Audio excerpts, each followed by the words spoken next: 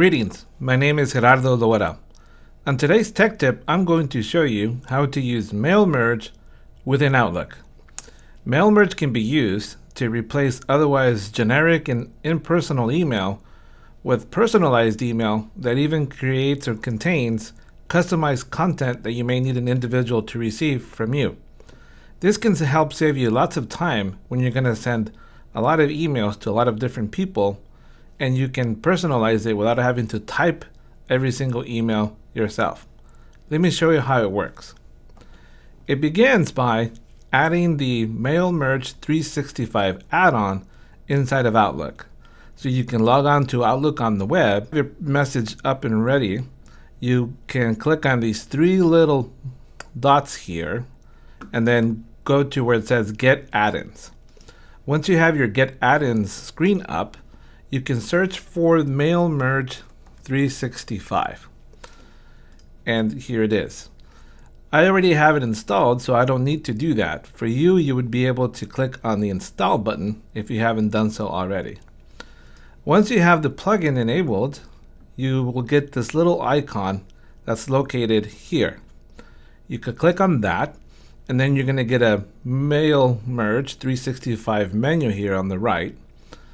So what you need in order to get this to work is you need a list. You need a list of your recipients, their email address, and any kind of customized or personal information you want each of them to receive.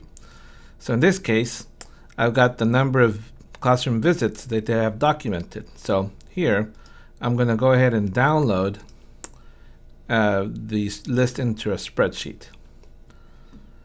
So once I have that spreadsheet, I upload it right over here. Here it is in Outlook MailMerge demo. Once I upload it, it processes the file, and then I can start creating the message. So here I'm going to say Dear, and then insert the first name. So I go to the drop down, click first name, and then click on message. This inserts the field. Next, I want to add the last name. Then click on message. So then that's where it puts that information. If I want to add any customized messages, I would be able to add it here. You have documented the following number of classroom visits. So I click here. I have a field that's called number of visits. Click on message, and then that puts it right here. So don't forget to add a header or a subject line. This is a demo. All I would need to do at this point is click on send. I won't do that because I don't want to send unnecessary email to my recipients here. But this list is short. You can add a list of hundreds of people, and it'll automatically create an individual email from you to each of those recipients.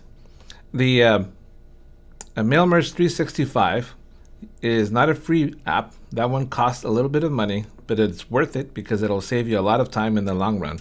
And it will increase your personalization, it'll increase accountability, and hopefully add some community in the process. So I hope these tips are saving you some time. Thank you so much and have a great day.